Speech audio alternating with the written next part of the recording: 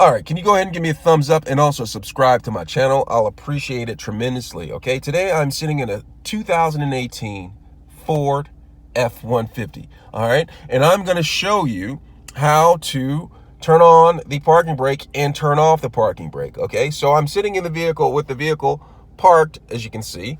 I'm gonna look down over here by my knee right here, and there's this button right here, okay? It says pull on. So what I tend to do, I didn't put my foot on the brake, and then I'm gonna pull it to turn it on. And as you can see on the instrument panel, it says brake right there, indicating that the brake is on, the parking brake is on. Now to release it, I'm gonna have my foot on the brake pedal, and then I'm gonna go right here, and I'm going to press it.